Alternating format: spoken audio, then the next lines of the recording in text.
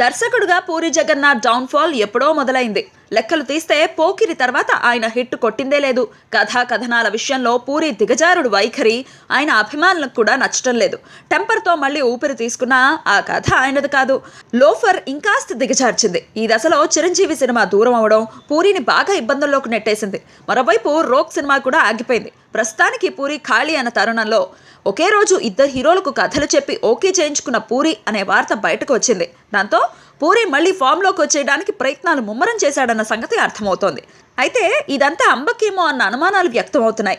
కళ్యాణ్ రామ్తో పూరి ఓ cinema okay చేయించుకోవడం పెద్ద matter ఏం కాదు. ఎందుకంటే కళ్యాణ్ రామ్తో పెద్ద దర్శకులు సినిమా చేయడానికి రెడీగా లేరు. దాంతో ఈ కాంబో సెట్ అయింది అంటే ఓకే అనుకోవచ్చు. ఎన్టీఆర్తో సినిమా ఓకే అయ్యిందన్న ప్రచారం బయటకు రావటం వెనక పెద్ద మతలబే ఉండొచ్చు. ఎన్టీఆర్తో సినిమా ఉంది అనగానే పూరి చేయబోయే సినిమాలపై బయ్యర్ల దృష్టి పడుతుంది. దాంతోపాటు ఆయా సినిమాలకు క్రేజ్ కూడా వస్తుంది. పైగా పూరి చేసేది అన్నయ్య కళ్యాణ్ రామ్తో కాబట్టి ఎన్టీఆర్ ఈ పుకార్ బయటకు రావడానికి తన వంతు సహాయపడి ఉంటాడు.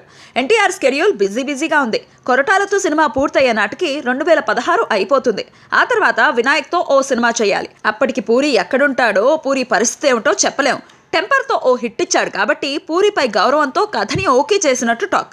సినిమా చెయ్యాలా వద్దా అనేది ఎన్టీఆర్ కూడా నిర్ణయించలేదు. పైగా నిర్మాత కూడా లేడాయే.